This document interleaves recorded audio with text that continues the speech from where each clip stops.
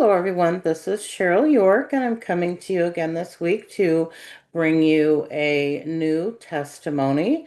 This one is from many, many years ago, but as I said, I'm going through my But God blog that I created a couple of years ago, and I have countless testimonies on there. So I'm using some others, planning some interviews, and I'm still sharing some of my own. So I know this picture behind me looks a little bit creepy. You know, it looks like a hand is coming out of the water trying to grab me, but that's not the point of the picture. The point of the picture is that this is a almost drowning video. Okay, this could have literally been a tragedy for my family, and in no way am I making this podcast downplaying what anybody else goes through. I'm not trying to say I'm more special. My family's more special. Don't even get into any of that kind of stuff. If you experience a child or anybody drowning in your family, I am so sorry. I am sharing this only because it was for us, to us anyway, a but God testimony, and we believe that it may have been angelic visitation. So I'm going to go ahead and read this. Let me go ahead and share my screen for a second. I don't do that. Hold on.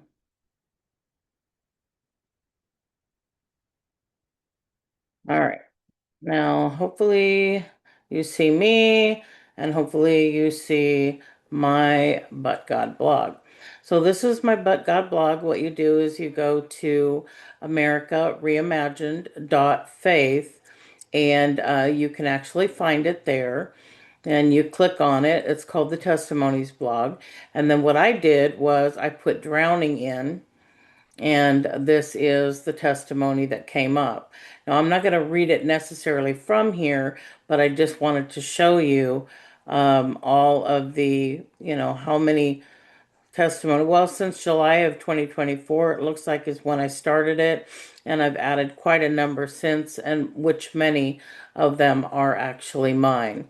So, but anyway, again, the way that you get there is to either go to americareimagined.faith and click on the testimonies blog, or you can even, find the new podcast that I'm doing by going to mine or my husband's YouTube page. I post these on Mondays. I post my testimonies on Mondays, and my it's going to be biblical mailing. And I'm going to post this one this coming Monday. So I wanted to make sure that I got this done. And hopefully next week I'll be able to have an interview with a dear friend of mine that has some wonderful testimonies also on that page. All right, so I'm going to go ahead and read this to you just so that I don't miss anything, because sometimes it's easy to forget a little thing here or there because of the fact that it's been so many years. And so I reread it before I'm getting on here to share this with you to make sure, and I've made a couple of edits and stuff. I'm not going to be mentioning where we live or any, what the beach is called or any of that kind of stuff. So. But I want to preface it by saying that this testimony, we know full well, okay, the mistake that we made on this day, and are so grateful to God that He watches over us, even when we aren't always thinking everything through. But it is still a miracle testimony, and I felt I wanted to share it with those who read the But God Testimony blog or who watch my testimonies on YouTube. There's no need to write me nasty notes and tell me, oh, you're such a horrible mom. Your husband's such a horrible dad. I mean, come on. Would you please take a few minutes to look at yourself? First of all, if you're not a parent, you have no, mindset for it and you don't understand the mistakes that can be made. But even if you're a parent, believe me, you're not perfect. So just, keep that in mind when you hear this. This is, to me, it was very, very heart-wrenching, still affects me today. Anyway, so what I said was many years ago, when our children were much younger, they were between 10 and 13. They're about 4 years apart. almost to the date, both born in January. So it was probably maybe 13 and 9, I don't know, something like that. I mean, maybe even 12 and 8. I mean, they were younger. We would occasionally visit a local place that was actually, it was like a beach, but it wasn't a beach. Okay, I mean, I know that sounds funny to some of you, but that's truly what it was. Um, It really wasn't a beach at all. We live in the state of Arkansas. That I don't mind sharing with people. And there are no real beaches here. Okay, we're like in the center. Okay. It is more like a place where you have access to the lake, boating, picnic tables, etc. But also the water levels enabled people. Oh, sorry, something's in front of me. Enabled people to go in and enjoy the water. Our children, which we have four, had never actually had swimming lessons. And that in itself is horrifying, but there was a reason for that. Okay. One reason was when they were all very young, we moved away from California. We moved away from the beach areas. We didn't think that we were going to be anywhere around water, but another was it was expensive. And we really, I mean, we barely made it month to month, and we could not afford, to put all of our children through swimming lessons and stuff. And we didn't necessarily see the reason for it back then because, as I said, we weren't really going to the water and stuff. Anyway, all right. It had to do, as I said, with the fact that we didn't have the money to do it. But my husband was a water nut. I mean, he was born and raised in Morro Bay, California, and he loved it, absolutely loved it. I mean, he lived on the water, all right. He actually taught himself to swim, believe it or not, when he was a child, jumped in the deep end, and nobody helped him. And he ended up getting to the other side. So he ended up kind of learning, how to swim on his own. Not professionally or anything, but at least, surviving, right? So anyway, we lived on the Central Coast, or he lived on the Central Coast for most of his life. His idea of life was walking to the beach area at Morro Bay or Morro Rock and spending the day. We moved from California to South Texas around 2001.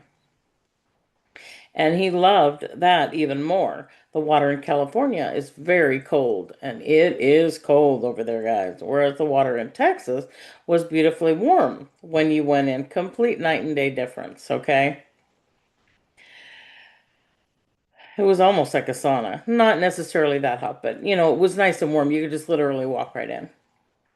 I myself am not a water person. So I too never really learned how to swim because I didn't care to go in. If I went into a pool, I mean, I could float, doggy paddle. I mean, I could do things like that. But, I'm talking about no. I mean, I could do it because I'd seen other people do it and it actually did work. I could see how it worked and why it worked, but I never actually had any lessons myself or anything. I almost drowned when I was a kid in at a beach myself, and so I just tended to stay kind of away from all of that kind of stuff. If I went into a pool or anything like that, I just always stayed in the shallow end where I could stand and enjoy myself for a few minutes or be with my kids, play ball with somebody, do something like that. But that was it. It was never my thing. I'm more of I like the mountains and stuff, and my husband likes the ocean. So we're definitely opposites in that area. Once we moved to Arkansas, which was around 2008, my husband began to miss his water. We looked into places that we could go so that he could still get in. We found one place that we thought looked great, but he went in and walked way out and found that some kind of weird fish were literally jumping around him and biting him. Nothing he'd ever experienced in California or Texas. Okay, so this was really weird for him. So this place ended up being a no-go. He was like immediately on, we're not going back there. Mm-mm. Then we were told about this I don't know, this place that was called, or it was called a beach. It was created to be a beach and everything. In fact, I've heard that sand was brought in, and that they created it. They literally created this place in Arkansas, apparently. Anyways, it was a couple of towns over from us and stuff. So we decided to check it out. Once he found water again, it almost became a weekly thing. And we went as a family. I was always there, and we made sure the kids had floaters on their arms and, life jackets, different things like that. I was just always there, you know, and we kept them because of the fact that I could swim good enough that I could jump in, I mean, there was like a big roped off area that, you could literally walk in like as if you were on a beach, literally how it levels down and everything. I mean, that's just how it was. So it was a roped off area, and I knew, if I went, that I could go ahead and jump in if anything happened and stuff. And then my husband, of course, because he did have more experience and loved the water so much, he could just walk out and just go and just enjoy himself and swim and dunk and, do all of these things. And there, of course, there was no fish biting him, thank God, for some reason, even though we were in the same state. Anyway, so we ended up going to this place quite often. As I said, I'm not going to mention what the name of it was, as a family. And I was always there and stuff and stuff. And then on this particular day, my husband really, really wanted to go and spend some time in the water. And two of the kids were like, "Yeah, let's go. Yeah, let's go." And then my two oldest were like, "No, we're tired of it. We don't want to go." So I was like, "Okay, well, let's just split everything up. You take two and I'll stay home and keep two here, right?" Not never did I imagine that just my not being there could cause what almost became a tragedy for our family. But God, this is literally a but God story. My husband told the kids to stay close to the shore area because he wanted to walk out far enough so that he could get under and enjoy the water. Apparently, the kids were together but hadn't put on their arm floaters. They intended to stay right there by the shore. So they only had pool noodles that kept them floating above the water. They were playing, hitting each other. I mean, they were, right there at the edge, where they could literally still stand up.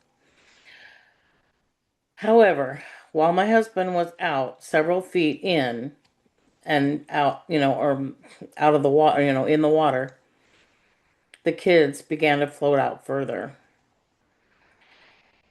And they got to the point where they actually, first, I don't even know why they did this. I have no clue. I still to this day can't comprehend it. Allowed themselves, with just pool noodles to go beyond the roped off area. They didn't have, their dad was out in the water far away. They didn't have their mom at the shore screaming at them and telling them not to do something like that. And apparently they made the decision to even go out beyond that. Okay. And it wasn't very far beyond that this happened. Um, my daughter got really scared when she realized where she was and she started to go under. And the noodle, was all she had and it went away from her. My son freaked out and tried to get to her to help her. They were pretty close to each other, but by trying to get to her, thinking he was going to save her somehow, he lost his noodle. So they both ended up losing their noodles and they were out there similar to that hand behind me, trying to stay afloat, both of them at the same time. So my husband, hears and sees, finally what's going on, and he's really far from where they are at this point. But he starts heading toward them, and he realizes, first of all, even once I get there, how am I going to save both of them? Because they were separating and all this kind of stuff. And and how am I going to get there? I mean, at this time, thankfully he's lost a lot of weight through the years, but he was very, very big. And whether you believe it or not, people, when you get bigger, it's harder to get through the water. Even if you are swimming, your weight can really hold you back and hold you down. So he had been really enjoying the water and everything. He heard the kids and all that kind of stuff. He started swimming in their direction to help them, but he was getting nowhere fast. As the kids were now separated, both splashing, going under, he knew he'd never get to them both. At this time, a car pulled up with two men inside. They got out, jumped into the water immediately, and pulled both of our kids out to safety. Amazing. It makes me want to cry just to think about it right now. Amazing. Praise the Lord. Even more amazing was that once my husband got to shore and was able to get back with the kids and thank the men for doing what they'd done to save them, the men acknowledged him, but they just wanted to make sure that the kids were okay. Do we need an ambulance? I mean, any of these kind of things. And, I mean, neither of them needed CPR, none of that kind of stuff. They had gotten there, those men had gotten there so quickly that they'd never gone totally down. My husband was in tears, and so were the kids. So grateful that we had not lost two of our children that day. He wanted to go after all the hugging and all that kind of stuff. He wanted to go and thank the men again, and he turned around to do so, and they were gone. No car, no men, they were gone. They'd come to the beach looking like they were gonna go get in and maybe swim, maybe enjoy the day. And then they pulled up, got out, saved our kids, and left immediately. Now, one could say, well, after they got there and had to save our kids, maybe they just, didn't really care about getting in the water, or enjoying their day or any of that. I mean, you could say something like that, but it just all seemed very, very odd. So, anyway, as I said, they came, and then they got in and they did all that, and then all of a sudden they were just literally gone. Now, I've always believed they were angels on assignment. And you can think what you want, but I always have. The Bible teaches us that angels can appear like men. If we look at the story of Sodom and Gomorrah, there is no mention of wings on these two men who came to pull Lot and his family out before it burned. If we read the story of the angel visiting Mary to tell her of Christ's birth, there is no mention that the angel was flying or hovering over her somehow. Hebrews clearly tells us that we don't always know when we have had an angelic visitation. No one can tell me differently. Our kids and our family experienced the love and mercy of God that day. Even remembering this today as I write it brings me to tears. It still does. I cannot imagine losing even one child, but losing two in one day and in one tragedy, I don't even know if I could handle it or who I would be today. Horrible thought. Hebrews 13:2 says, do not forget or neglect or refuse to extend hospitality to strangers. In the brotherhood, being friendly, cordial, and gracious, sharing the comforts of your home, and doing your part generously, for through it some have entertained angels without knowing it. So that means that could happen to us, that could happen to you, that could happen to, uh, you know, uh, others.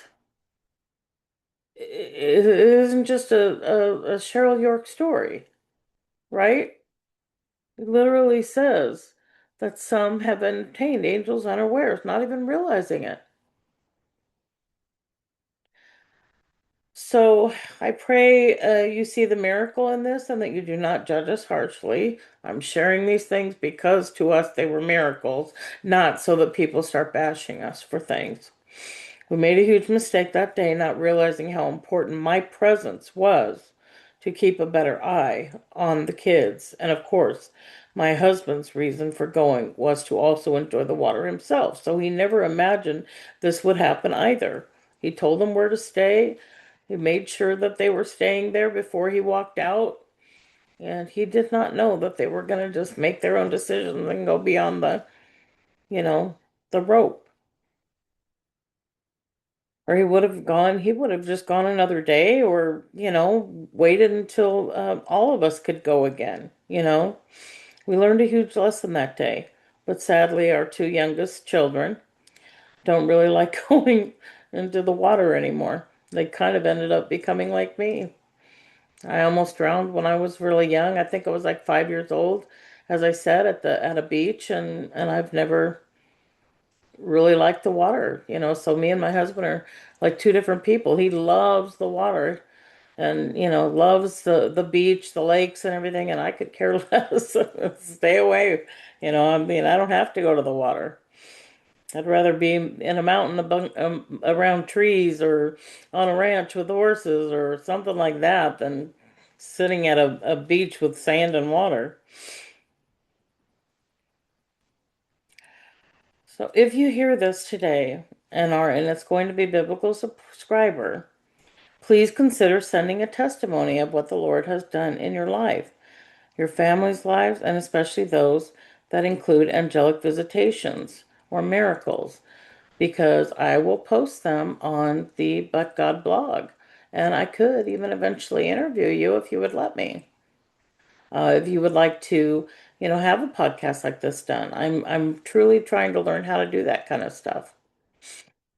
So you can email me very quickly at Cheryl and it's Sheryl at americareimagined.faith, or go to my website, americareimagined.faith, and there's links all over the place to help you to email me. In fact, I think you're even able to leave comments on the But God blog, or send me emails through there. So that story right there, dear ones, is something that could have been a tragedy in our life many, many years ago. And we are so blessed and so grateful that we have all of our four kids. We have three in our life right now. One is still, he's an adult. I mean, he's 25, years old. He's just living his life and working and all that kind of stuff. But we haven't seen him in probably a good year. So we're praying and believing God that he's going to come and visit us soon. But Kathy was just here last night, talking and, spending some time with us and laughing and all that. So the Lord has definitely blessed us to restore Catherine back into our lives. And of course, Erica and Destiny are still, they're just wonderful girls and they've never walked away or done anything. But Kathy doesn't really talk about it. She kind of avoids the whole subject. But this is a huge testimony that I can share right now. They left, my two youngest left about 3 years ago, maybe 2.5 years or so ago, in November of 2023. They came home several times and we tried to work things out and it just never worked out. They're upset about some things in their childhood, one probably being this, and they've gotten involved with the culture of today and they don't believe, that they want parents that they believe are religious. They don't see us as people that have a relationship with Jesus. They just see us as religious and standing against everything in the culture. Although they are very conservative in many ways anyway, they just don't probably understand that. But honestly, they, about a year ago, they both lost somebody in their life, and that passed away. And it was just very, very hard on them both. They both just really got wrecked about the whole thing. And so my daughter did tell me that, she needed some time. She just was in a bad place. She didn't really want to talk to anybody at all. Well, in my mind, I was like, okay, she needs a month. She needs a month and a half. She needs 2 months. It was a year. It was a year. And then I contacted her about some things, and she finally came back into our life. So she tends to not really even think about that year. But then, of course, she was in a different head place than we were. So we're just grateful that she's back in our life, and she's a blessing. She's a funny girl. She's fabulous. She was pretty shocked though, she said, when she saw me for the first time, because she remembers me when I had my hair up and it was all in this big bun and all this kind of stuff. And I wouldn't even wear makeup or anything like that. And she said the first time she saw me after a year, she was like, whoa, you look good, Mom. So that was nice. But, keep praying for us because we're believing God that our son is going to come home and that the Lord's going to get a hold of both of their hearts. And with what we believe's coming, we know that He's going to bring everybody to their knees. So we're blessed and excited and everything about what He's going to do, not only with my spouse and I, or with Jerry and I, or Joshua and I. I'm sorry, he goes by two different names. Um, but also, with our whole family. I wholeheartedly believe that God intended families to be in ministry together. And I believe that my kids are not just walking away from us.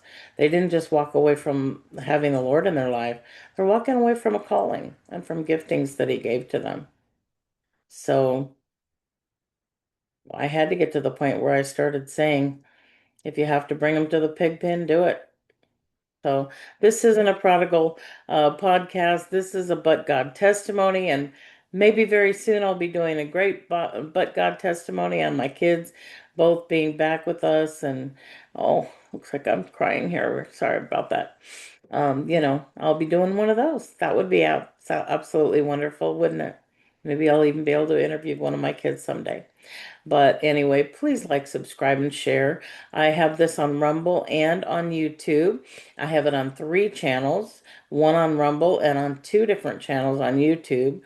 And, I'd really like to see these things get out there and be a blessing to people. People need to know what God is doing. Not only what He's doing through prophecy and what He's doing through prophecies being fulfilled right now, what He's doing behind the scenes, but what He's done in your life. The testimony of Jesus is the spirit of prophecy. When I tell people this all the time, when you share your testimony, somebody else can grab a hold of that and say, I believe for that for my family as well. I believe the Lord could do the same thing for me as well. I can stand on that financial miracle. I can stand on that healing miracle. My child almost drowned and they're not well now. I can stand on the fact that God has done that for somebody else and my child will be healed. The testimony of Jesus is the spirit of prophecy. Keep that in your heart, Lord. Dear ones, beloved, keep that in your heart. Thank you so much for joining me again for another But God um, testimony podcast. And leave me a comment. Let me know if you have a testimony that you'd like to share. All right. I'm always looking for comments, and for some reason, not very many people leave them. And I'd really like to find out, you know, what you're thinking, and whether you like the podcast, even me taking the time to do this. I really need to know from the Lord, and I want signs and everything from people as to whether this is what God's calling me to do. He wants me to do this. I believed that He told me to do it. I was going to do it years ago and never did. And now I'm finally doing it. But I'd really like to see it get more traction and stuff to know that I know that I know that God is in this. So thank you so much for watching this testimony, and we will see you next week, okay? Goodbye, everyone. Bless you.